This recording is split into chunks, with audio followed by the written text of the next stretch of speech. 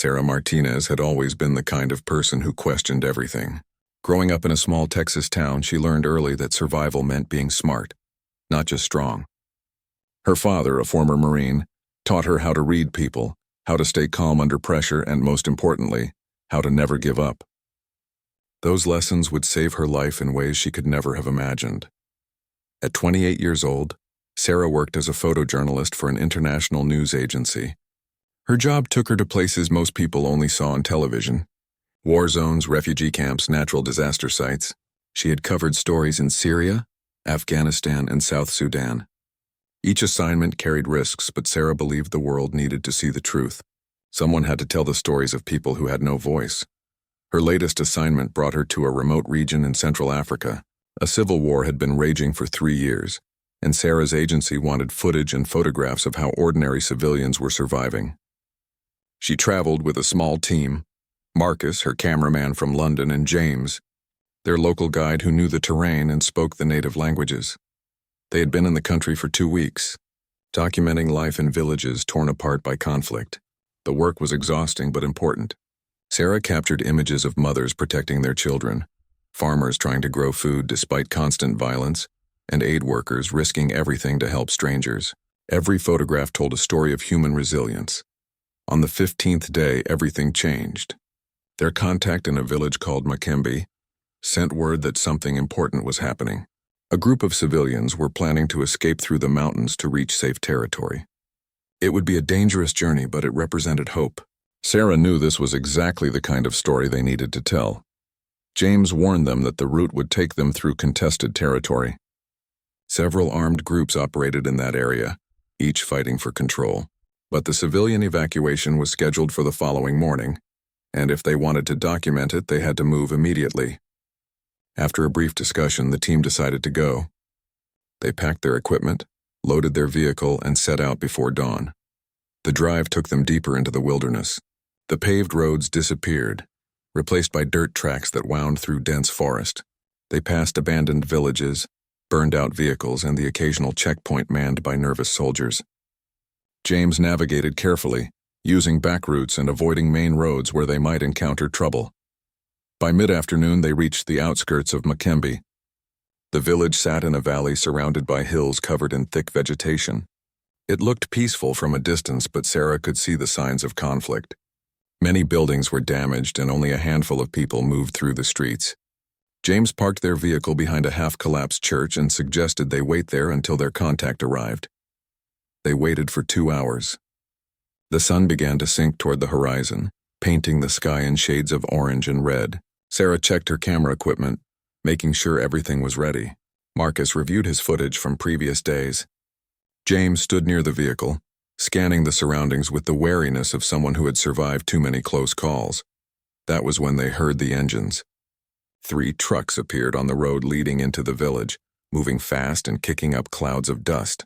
James's expression changed immediately. He recognized the markings on the vehicles. These were not government soldiers or UN peacekeepers. This was one of the rebel factions, the one known for its brutality and complete disregard for international law. James shouted for them to get back in the vehicle. They scrambled to load their equipment, but they were too slow. The trucks surrounded them before they could escape. Armed men jumped out, weapons raised, shouting in a language Sarah did not understand. She raised her hands, showing she was unarmed. Marcus did the same. James tried to explain who they were, showing their press credentials and permits. The fighters were not interested in credentials. Their commander, a tall man with a scarred face and cold eyes, walked toward them. He looked at their cameras, their equipment, their foreign faces. Then he smiled, but it was not a friendly smile.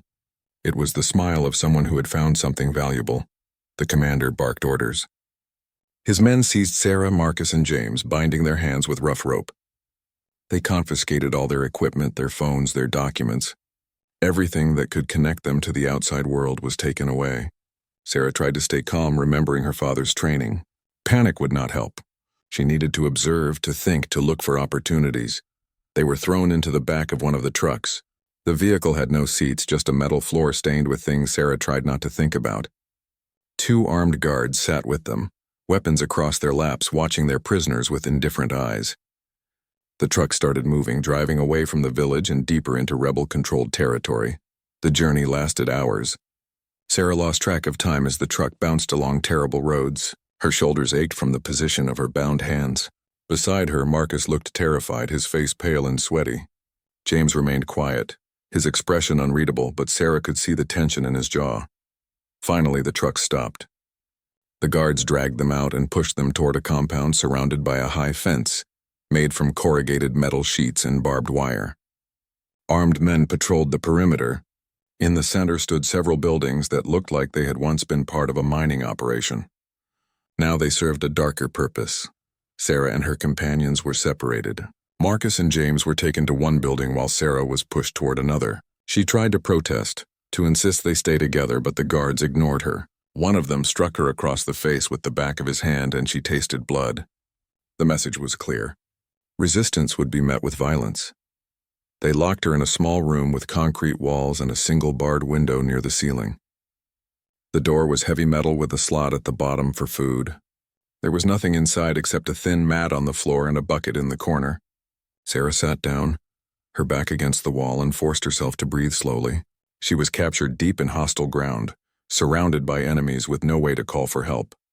But she was alive, and as long as she was alive, she had a chance. The first night was the longest of Sarah's life.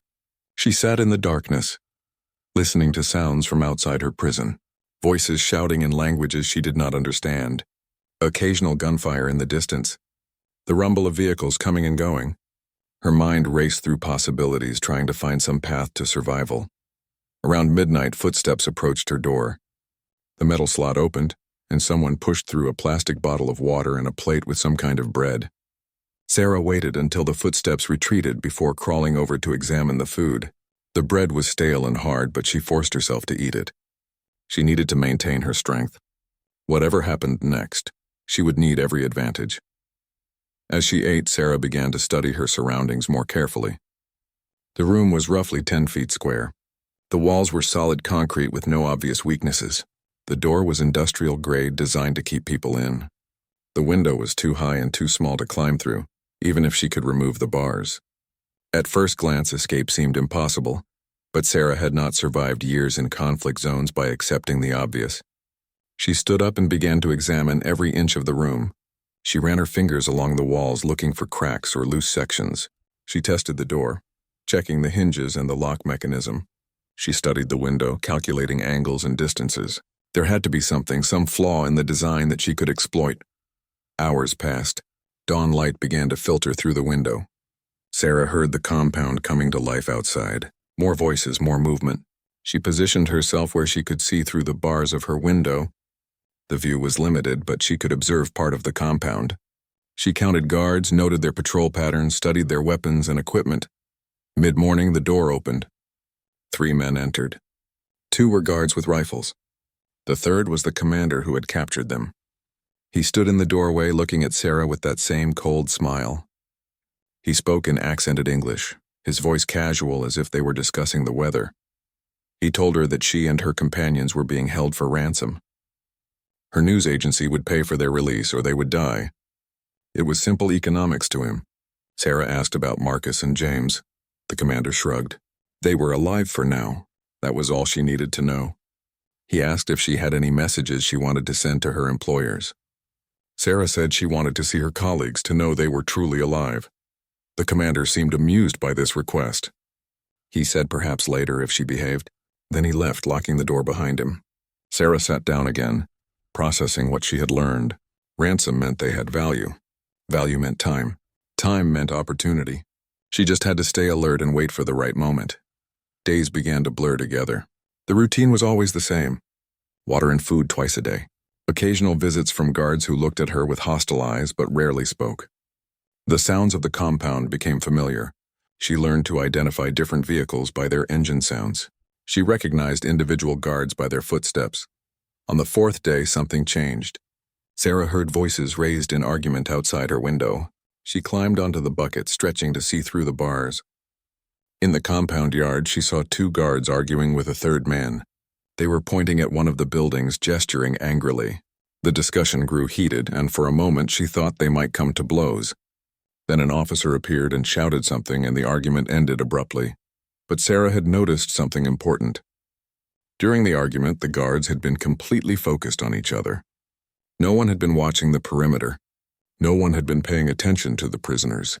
It was a small thing, but it revealed something crucial. These fighters were not disciplined soldiers. They were poorly organized, easily distracted, and prone to internal conflicts. That night, Sarah lay on her mat and began to formulate a plan. Escape from the room itself might be impossible, but escape from captivity was not. She needed to understand the compound better. She needed to know where Marcus and James were being held. She needed to find the weaknesses in her captor's security. And, most importantly, she needed to be patient.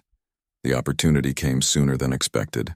On the 6th day, one of the guards opened her door and gestured for her to come out. Sarah stood slowly, her heart racing. The guard led her across the compound toward another building. She used the opportunity to observe everything. She counted buildings, noted exits, identified the location of vehicles and weapons storage. She saw Marcus and James being led out of a different building, also under guard. They looked exhausted and frightened, but they were alive. They were brought to what looked like a former office. The commander sat behind a desk, looking pleased with himself.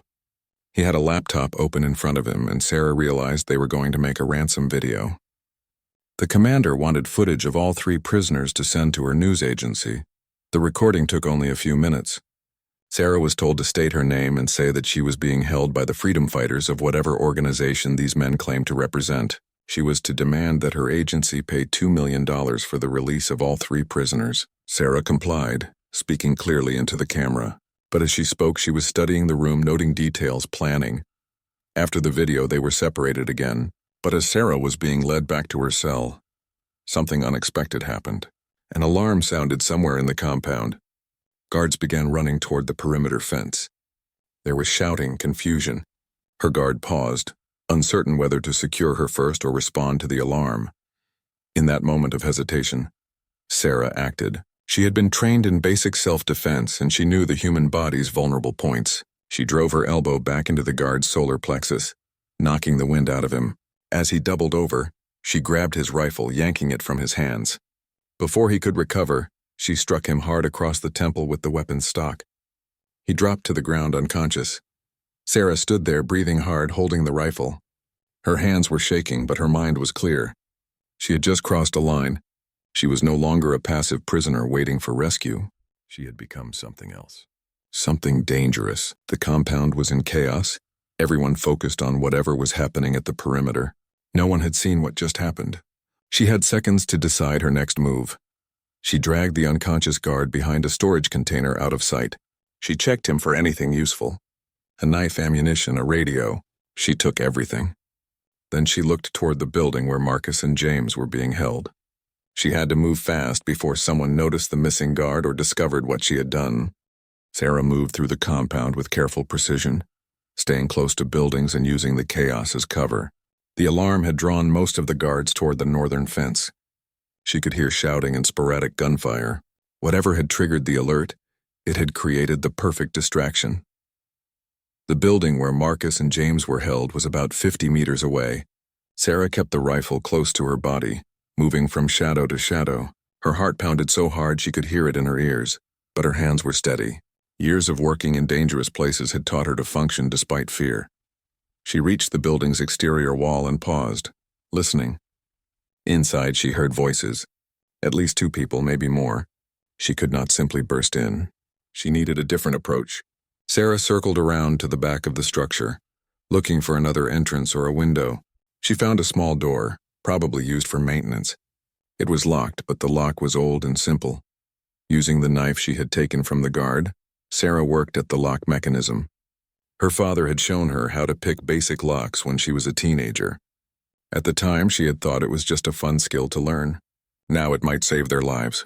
After several tense minutes, the lock clicked open. Sarah eased the door open slowly, wincing at every small creak. The interior was dark compared to the bright afternoon outside. She waited for her eyes to adjust, breathing slowly and quietly. She was in a narrow hallway with several doors leading off it.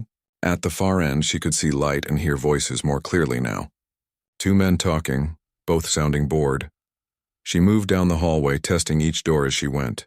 The first was locked. The second opened into an empty storage room. The third was also locked, but she heard movement inside. A quiet shuffling sound. She tapped gently on the door, 3 soft knocks. The movement inside stopped. Then she heard James's voice, barely a whisper, asking who was there. Sarah breathed his name, keeping her voice low. There was a moment of shocked silence, then urgent whispers. James confirmed that Marcus was with him, and they were alone except for 2 guards at the front of the building. Sarah told them to stay quiet and move away from the door. She was going to pick the lock. This lock was newer and more complex than the exterior door. Sarah worked carefully, listening to the guards' conversation at the end of the hall. They were discussing something about the alarm, speculating about what might have caused it. One suggested it was probably nothing, maybe an animal triggering the sensors. The other agreed but said they should stay alert anyway. The lock finally gave way with a soft click that seemed deafening in the quiet hallway. Sarah opened the door to find Marcus and James staring at her in disbelief. Marcus started to speak, but she held up her hand, silencing him. She gestured for them to follow and handed James the knife. They needed to move silently and quickly. The 3 of them crept down the hallway toward the back door. They were almost there when one of the guards called out, asking if someone was there. The footsteps started coming down the hall. There was no time to escape. Sarah positioned herself beside the hallway entrance, rifle ready. She hated what she was about to do, but there was no choice. It was them or her. The guard appeared around the corner, and Sarah struck him with the rifle butt just as she had done before. He went down hard, his weapon clattering to the floor. The second guard heard the noise and came running. This time Sarah was ready. As he rounded the corner, she swept his legs out from under him. He fell, and James was on him immediately, using the knife's handle to knock him unconscious. They stood there for a moment, breathing hard, looking at the 2 unconscious men. Marcus whispered that they needed to get out of there right now. Sarah agreed. She gathered up the second guard's rifle and ammunition. James took his radio. Then they moved quickly toward the back door. Outside, the compound was still in chaos, but Sarah could hear the activity at the perimeter beginning to die down. Whatever had caused the alarm was being resolved. Soon the guards would return to their normal positions and the unconscious men would be discovered. They had minutes, maybe less. Sarah led Marcus and James toward the compound's eastern fence, away from where most of the activity had been concentrated.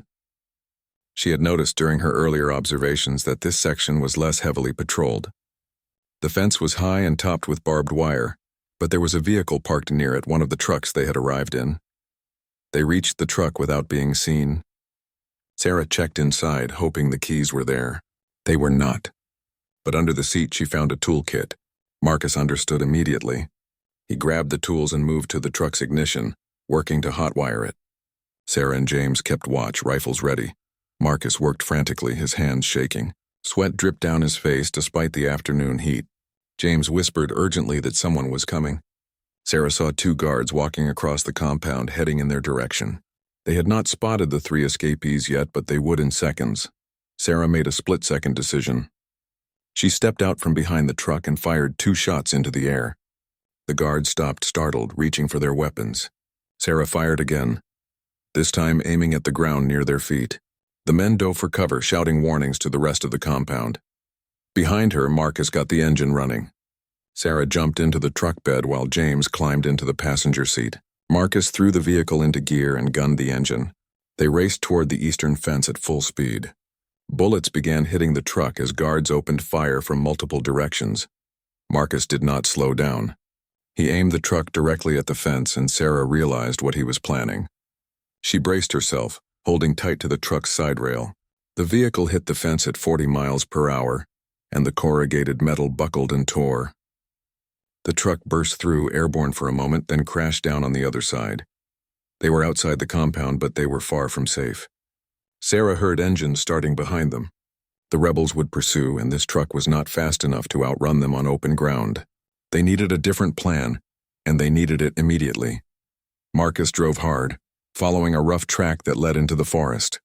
The truck bounced violently over rocks and ruts. Sarah held on in the back, watching behind them. She could see dust rising from the compound as vehicles began to follow. At least 3 trucks, probably more. The forest grew thicker and the track narrowed. Branches scraped against the sides of their vehicle. Marcus swerved around a fallen tree, nearly tipping the truck. James shouted something Sarah could not hear over the engine noise. Then the track ended abruptly at a small river. Marcus slammed on the brakes and they all jumped out. The river was not wide, but it looked deep and the current was strong. Behind them, they could hear their pursuers getting closer. Sarah looked around desperately. They could not cross the river in the truck, and they could not outrun armed men on foot. Sarah stared at the river, her mind racing through options. Behind them, the sound of engines grew louder. They had maybe 2 minutes before the rebels caught up with them. 2 minutes to make a decision that would determine whether they lived or died. James pointed upstream to where the river narrowed slightly between 2 large rocks. If they abandoned the truck and crossed there, they might make it to the other side before their pursuers arrived. But then what? They would be on foot in hostile territory with armed men hunting them. Marcus had a different idea. He suggested they set a trap. If they could disable or destroy the pursuing vehicles, they might buy enough time to get away. Sarah considered this. It was risky, but so was everything else. She asked what he had in mind. Marcus explained quickly. They could position the truck across the track to block it, then ambush the rebels when they stopped. Sarah and James could hide in the forest on either side while Marcus stayed with the truck. When the enemy vehicles arrived, they would have them in a crossfire. It was not a perfect plan, but it might work. They moved fast. Marcus repositioned the truck to completely block the narrow track. Sarah and James grabbed the rifles and extra ammunition, then disappeared into the thick vegetation on opposite sides of the path. Sarah found a position behind a fallen log that gave her a clear view of the truck and the track beyond it. She checked her rifle, making sure it was ready to fire. The wait was agonizing. Sarah could hear the rebel vehicles getting closer, their engines roaring as they navigated the rough terrain. Her finger rested beside the trigger guard, not on the trigger itself. She had never shot at another person with intent to kill. She had been trained, yes, but training was different from reality. Could she actually do this? The first truck appeared around a bend in the track, moving fast. The driver saw the abandoned vehicle blocking the path and slammed on the brakes. The truck skidded to a stop about 30 meters from Sarah's position. The second vehicle stopped right behind it. Armed men began jumping out, weapons ready, spreading out to investigate. Sarah counted 8 fighters, maybe 9. Too many. They were outnumbered and outgunned. The commander who had captured them was in the second truck, directing his men with hand signals. Some moved toward the abandoned truck while others fanned out into the forest, searching for signs of where the prisoners had gone. One of the rebels approached Sarah's hiding position, his rifle sweeping back and forth as he scanned the vegetation. He was young, maybe 20 years old, with nervous eyes. Sarah held absolutely still, barely breathing. The fighter passed within 5 meters of her position without seeing her. Across the track, James had a similar close call. A rebel moved right past his hiding spot, and Sarah saw James press himself flat against the ground behind a thick bush. The fighter paused, looking directly at James's position. Sarah's heart stopped. If the rebel discovered James, they would all be killed. But the fighter turned away, distracted by a call from one of his comrades. Sarah released her breath slowly. They had been lucky, but luck would not last forever. The commander was organizing his men for a systematic search of the area. Soon they would find Sarah, James, and Marcus. They needed to act now. Sarah made eye contact with James across the track. She gestured toward the trucks, then held up 3 fingers. James nodded. He understood. On the count of 3, they would open fire on the vehicles, not the men. If they could disable the trucks, the rebels would be stranded just like they were. It would level the playing field. Sarah counted silently. 1, 2, 3. She squeezed the trigger, aiming at the front tire of the nearest truck. The rifle kicked against her shoulder. The tire exploded. James fired at the same moment, his shot hitting the radiator of the second truck. Steam began pouring from the engine. The rebels reacted instantly, diving for cover and returning fire blindly into the forest. Bullets tore through leaves and branches around Sarah's position. She rolled away from the log, moving to a new position before they could pin down her location. She fired again, this time at the fuel tank of the first truck. The explosion was bigger than she expected. Flames engulfed the vehicle and black smoke billowed into the sky. The heat was intense even from her position. Several rebels were thrown to the ground by the blast. Others scrambled away from the burning truck, shouting in panic. James continued firing, trying to disable the second vehicle before anyone could use it to escape or pursue them. Marcus, who had been hiding near the river, suddenly appeared and threw something toward the second truck. Sarah realized it was a fuel canister from their own vehicle. The canister landed beside the second truck just as James's bullet hit it. The second explosion was even larger than the first. Both vehicles were now engulfed in flames, and the rebels were in complete disarray. Some were injured, others were fleeing into the forest, and a few were trying to organize a defense. But the smoke and confusion made it impossible for them to mount an effective response. Sarah saw the commander trying to rally his men. He was screaming orders, pointing toward where he thought the ambush had come from. 3 fighters regrouped around him, and they began advancing toward James's position. Sarah had a clear shot at the commander from where she crouched. Her finger tightened on the trigger, but she could not do it. Not like this. Not shooting someone in the back, even someone who had captured and threatened them. She shifted her aim and fired at the ground beside the commander's feet. The shot made him jump and spin around, looking for the shooter. His men also turned, creating confusion about where the attack was coming from. James used that moment to move. Sarah saw him relocating to a position closer to the river. Marcus had already started moving downstream, using the smoke as cover. Sarah understood their plan. They were going to work their way along the riverbank and cross somewhere downstream, away from the burning vehicles and the remaining rebels. Sarah provided covering fire, shooting into the air and at the ground near the rebels, keeping them pinned down without actually trying to hit them. She was not a soldier. She was a journalist who had been forced into an impossible situation. She would defend herself and her friends, but she would not become a killer if she could avoid it. She moved through the forest, following the river downstream. Behind her, she could hear the rebels shouting, trying to coordinate their response. But without vehicles and with their command structure broken, they were no longer an organized threat. They were just men scattered through the forest, confused and afraid. Sarah caught up with Marcus and James at a point where the river widened and grew shallower. They could cross here without being swept away by the current. The 3 of them waded into the cold water, holding their weapons above their heads. The bottom was rocky and uneven, and the current was stronger than it looked, but they made it to the other side.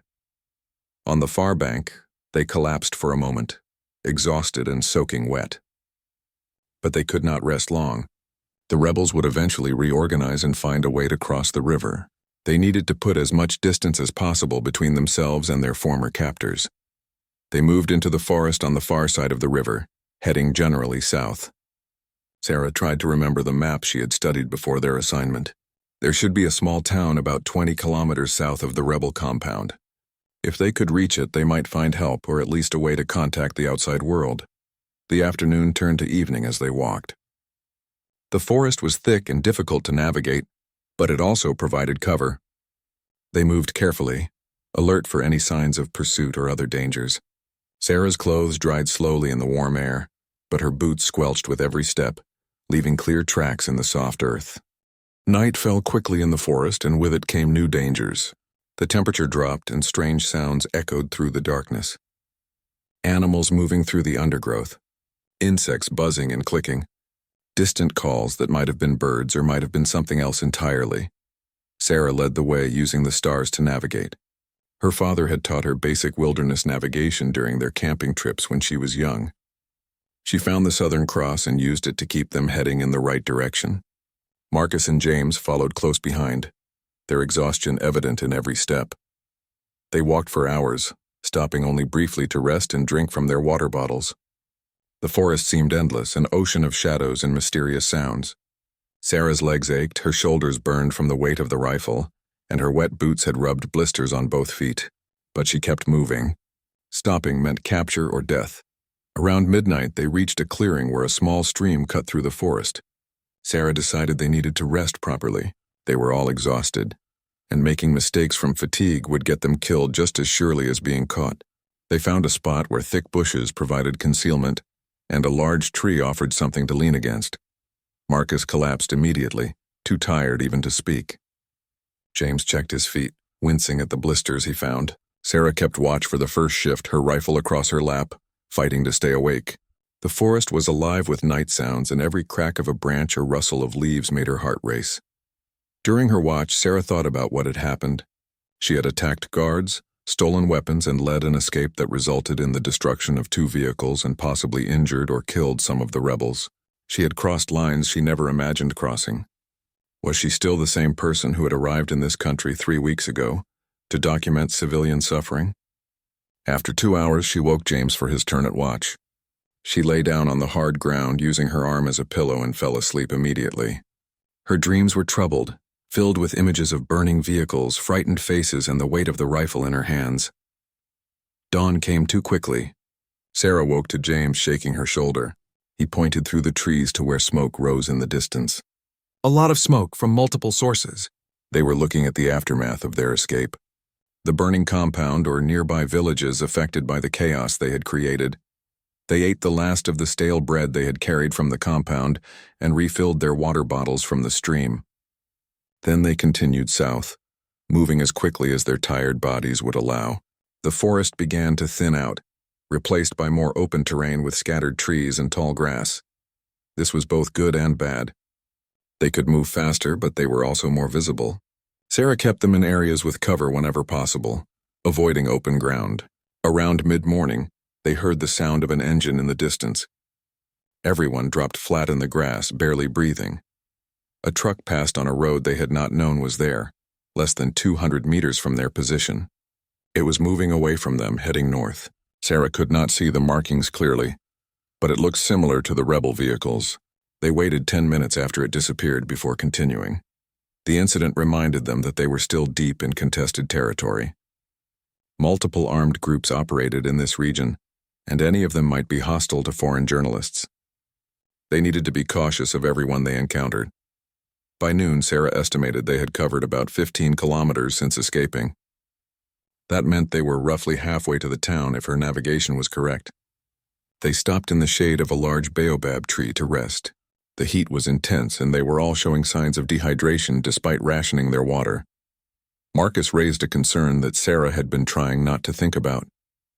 What if the town was controlled by the rebels? What if walking straight into it meant walking back into captivity? They had no way to know what they would find when they arrived. James suggested an alternative. They could try to reach the main highway that connected major cities. It would be farther, maybe another 20 kilometers, but there would be traffic there. Government checkpoints, possibly UN peacekeepers. It would be safer than gambling on an unknown town. Sarah considered both options. The town was closer, which meant less time exposed to danger. But James was right about the uncertainty. The highway would definitely have some kind of authority presence, even if the journey there was longer and harder. She put it to a vote, 2-1. They decided to aim for the highway. They changed course, heading southwest now instead of south. The terrain grew more difficult with rocky outcrops and steep slopes. They had to move slower, picking their way carefully to avoid injury. An ankle broken out here would be a death sentence. In the afternoon, they encountered their first other people since escaping. 3 women were working in a small field, tending crops despite the danger all around them. The women saw Sarah and the others approaching and stopped working, watching warily. Sarah could see fear in their eyes. James spoke to them in the local language, explaining that they were trying to reach the highway. The women listened but said nothing at first. Then the oldest woman responded, speaking rapidly and gesturing. James translated. The highway was still far away, perhaps 2 days' walk for people in their condition. There was a village closer, maybe 4 hours, where they might find food and a place to rest. Sarah asked if the village was safe. The old woman shrugged. Nowhere was truly safe anymore. But the village had not been attacked recently, and the people there were not part of any armed group. They just wanted to survive like everyone else. The women gave them some cassava root and pointed them in the direction of the village. Sarah thanked them, wishing she had something to offer in return. The women went back to their work, already dismissing the strange foreigners from their minds. Survival left no energy for curiosity. They continued walking, following the route the women had indicated. The cassava helped restore some of their energy, though it was bland and difficult to chew. Sarah found herself thinking about all the stories she had covered, all the people she had met in war zones, everyone just trying to survive. Now she was one of them, and the experience gave her a new understanding of what that really meant. As evening approached, they spotted the village in a valley below them. It was small, maybe 30 buildings clustered around a dirt square. Smoke rose from cooking fires, and Sarah could see people moving about their daily routines. It looked peaceful, almost normal, which made it feel strange and unreal after everything they had been through. They approached carefully, with Sarah leading. She slung the rifle over her shoulder to appear less threatening, but kept it within easy reach. As they entered the village, people stopped what they were doing to stare. Children ran to tell their parents about the strangers. An old man approached them, walking with the help of a carved stick. James spoke to him, explaining their situation in simple terms. They were journalists who had been captured and had escaped. They needed food, water, and a safe place to rest before continuing to the highway. The old man listened carefully, his weathered face showing no emotion. Then he called to some of the other villagers. A discussion began with multiple people offering opinions.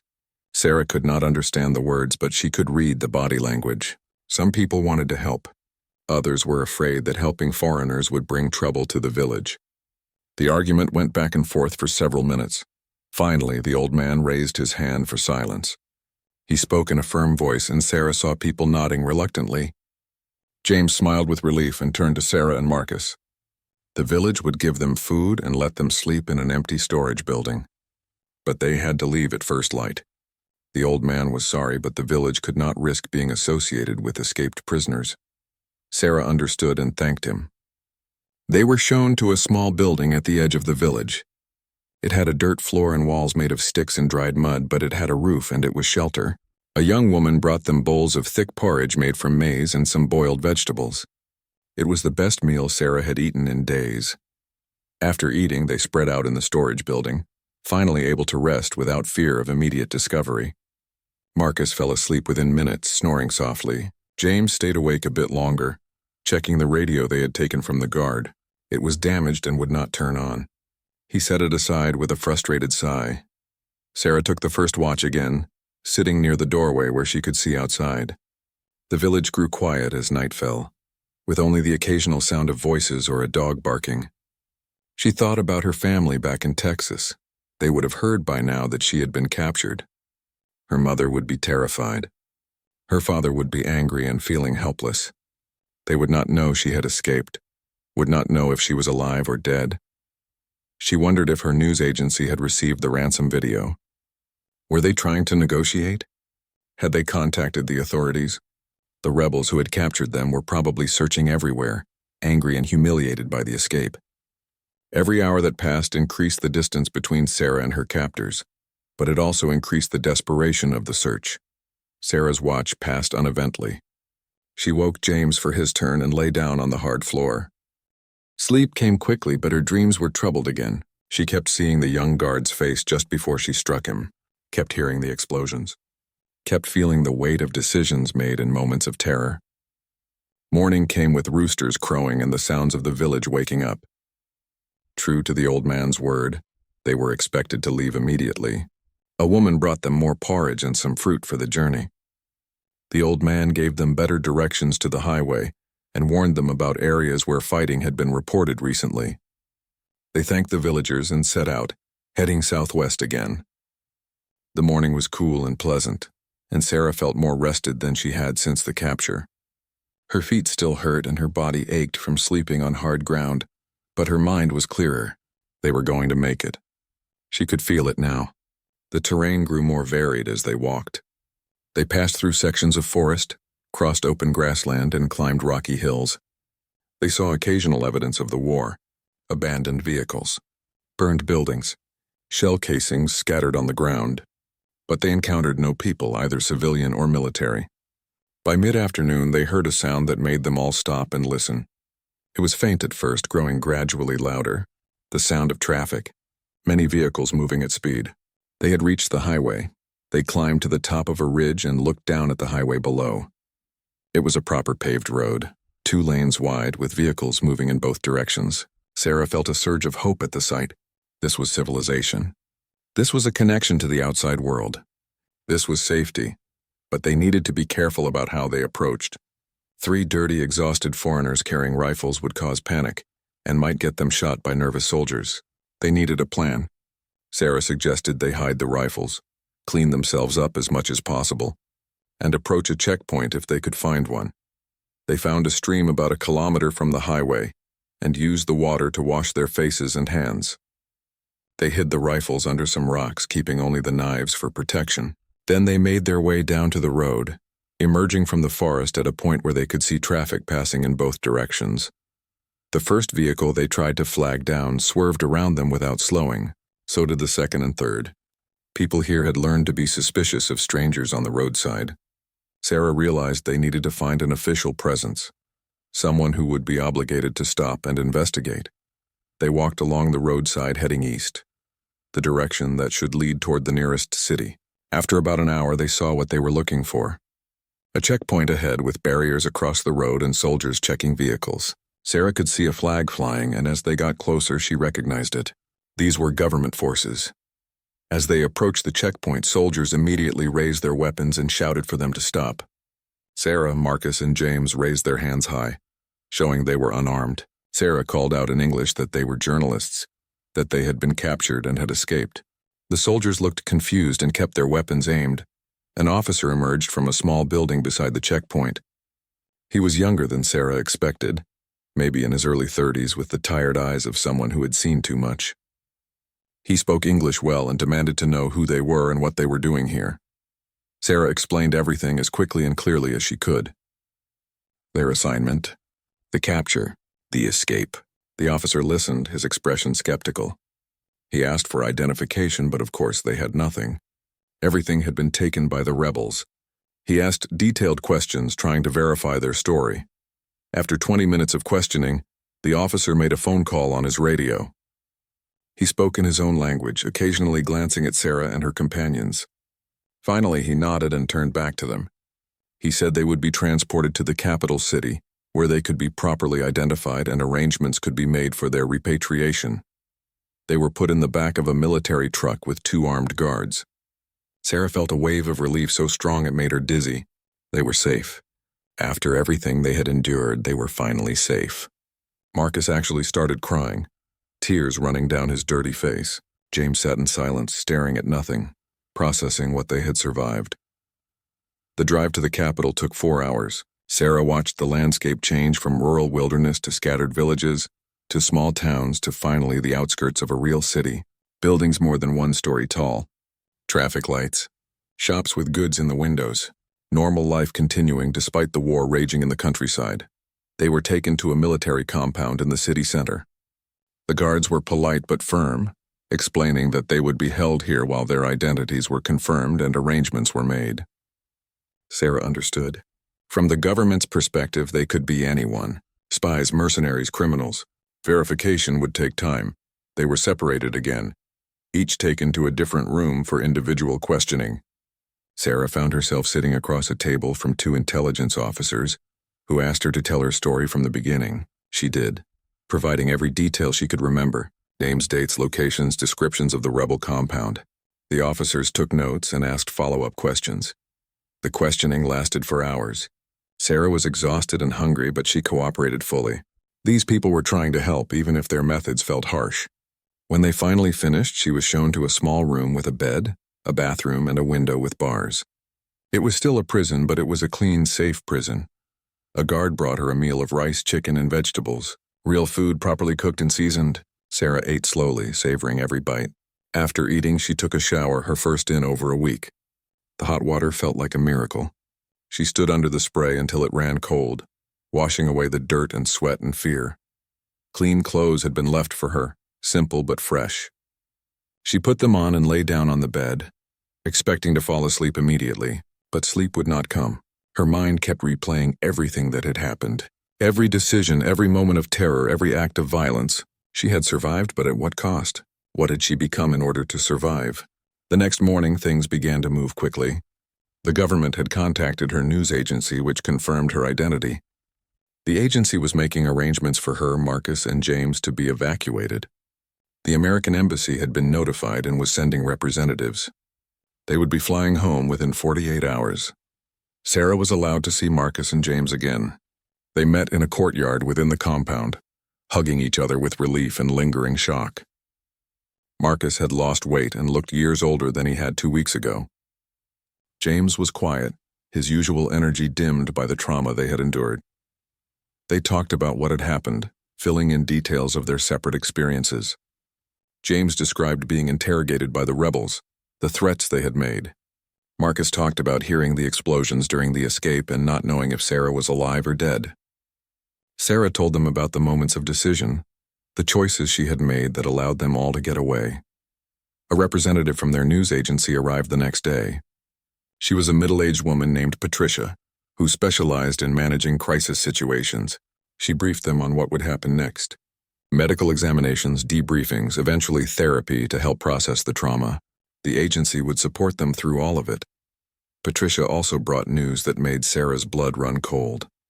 The rebel group had issued a statement claiming they still held the journalists and demanding ransom. They could not admit that 3 prisoners had escaped because it made them look weak and incompetent. As far as the rebels were concerned, Sarah and her companions were still captive, and they were still dangerous enemies. This meant Sarah would need to be careful even after returning home. The rebels had international networks. They might try to retaliate or recapture her. Security measures would need to be put in place. Her life had changed in ways she was only beginning to understand. On the day of their departure, Sarah stood on the tarmac of the military airfield, waiting to board the plane that would take them to safety. She looked back toward the north, toward the wilderness where she had fought for survival. Somewhere out there, the rebels were still searching. Somewhere out there, the people she had documented were still suffering.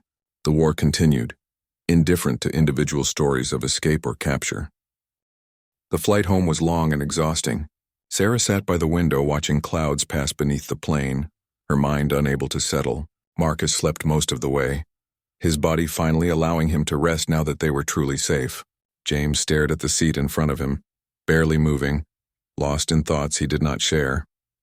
They landed first in Europe for refueling and a connection, then continued to the United States. At each stop, there were officials waiting, asking questions, verifying paperwork. The news agency had arranged for security escorts, men in suits who watched everyone with suspicious eyes.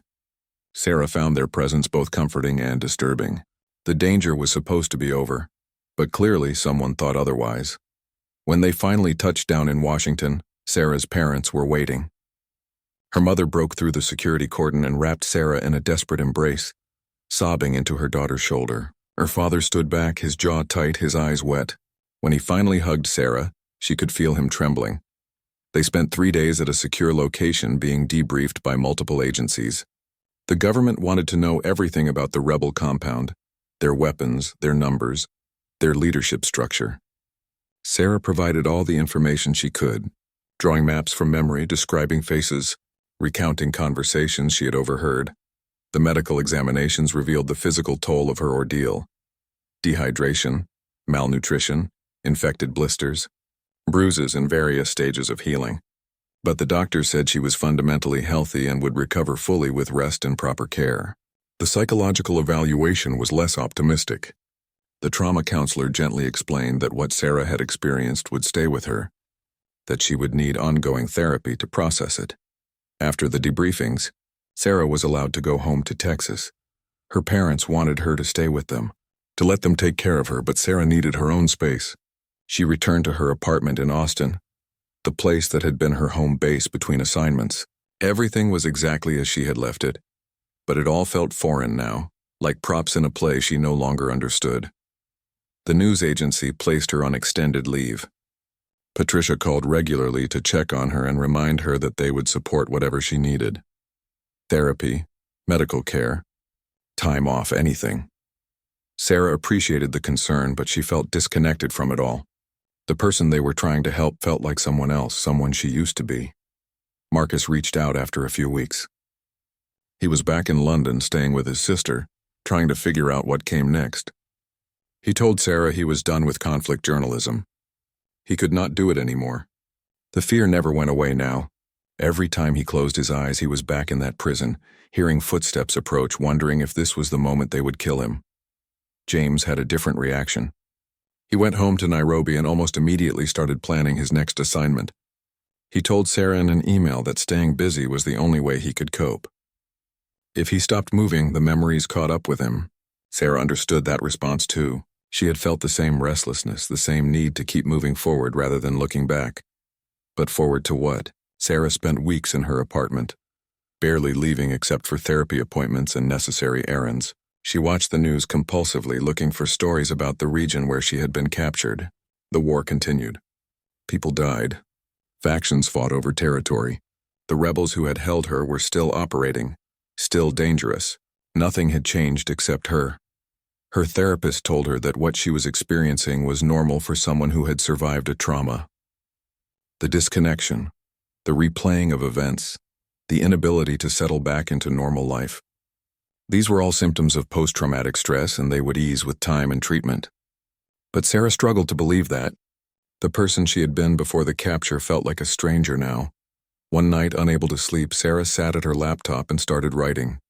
Not an article for the news agency, but something more personal. She wrote about the women in the field who had given them cassava, about the village that sheltered them despite the risk, about the young rebel guard whose face she still saw in her nightmares, about the moment she decided to fight rather than submit. The words poured out, unfiltered and raw. She wrote for hours until the sun came up and her coffee had gone cold. When she finally stopped, she had thousands of words, a chaotic stream of memories and emotions and questions. She read through what she had written, surprised by her own honesty. She had not realized how much she was carrying until she started putting it into words. Her therapist encouraged her to keep writing. It was a healthy way to process the experience, to make sense of what had happened. Sarah continued, filling notebook after notebook with her thoughts. Slowly, patterns began to emerge, questions she kept coming back to, realizations about herself and her work and her place in the world. 3 months after her return, Sarah received unexpected news. The rebel group that had captured her had been destroyed in a military operation by government forces. The compound where she had been held was now abandoned ruins. The commander who had smiled his cold smile was dead, killed in the fighting. The organization had been scattered, its fighters either killed, captured, or fled into hiding. Sarah felt nothing at first when she heard the news. Then slowly something loosened in her chest. The immediate threat was gone. The men who had terrorized her were gone. She was not completely safe, would never be completely safe again, but this particular danger had ended. She could breathe a little easier. Her editor called a few days later with a proposition. The agency wanted to do a major story about her experience. Not the escape itself, but the aftermath. What it meant to survive something like that. How it changed a person. What happened when the immediate danger ended and you had to figure out how to live with what you had done and what had been done to you. Sarah's first instinct was to refuse. She did not want to be the story. She had always been the person behind the camera, documenting other people's experiences. But as she thought about it more, she realized this might be important. How many people survived traumatic events and struggled to find their way back? How many felt isolated by experiences others could not understand? Maybe sharing her story could help someone else feel less alone. She agreed with conditions. She would write it herself. She would have final approval over what was published, and part of the story would focus on the people who had helped her survive, not just her own actions. The agency accepted her terms, and Sarah began the work of turning her private writings into something that could be shared. The article took months to complete. Sarah interviewed Marcus and James about their perspectives. She corresponded with aid workers in the region to get updates on the villages she had passed through. She even tried to find the women who had given them cassava, though without success. The war had displaced so many people that tracking individuals was nearly impossible.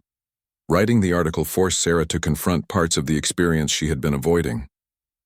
The violence she had committed, the fear she had felt, the moments when she had been certain she would die. But it also helped her recognize her own strength, the resources she had drawn on to survive, and the basic human decency of strangers who had helped when they had no obligation to do so. The article was published almost a year after her capture.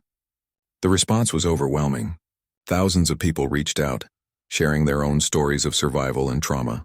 Other journalists who had been in similar situations, veterans, survivors of accidents and crimes, people who understood what it meant to be fundamentally changed by a single experience.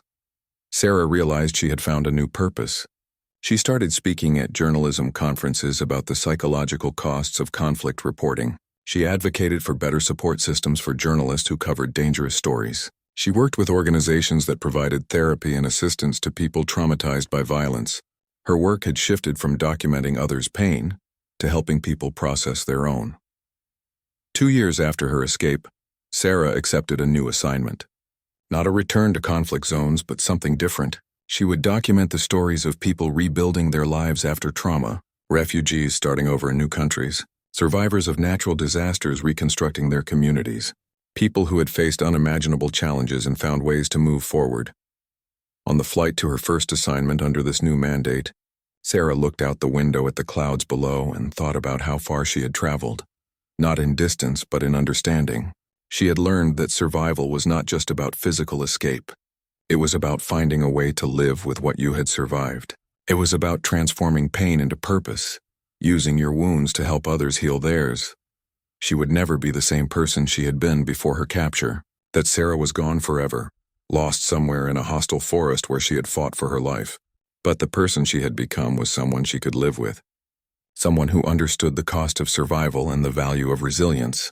Someone who knew that the most important battles were often fought not against external enemies, but against the fear and doubt that trauma leaves behind. As the plane descended toward her destination, Sarah felt something she had not felt in a long time. Not happiness exactly,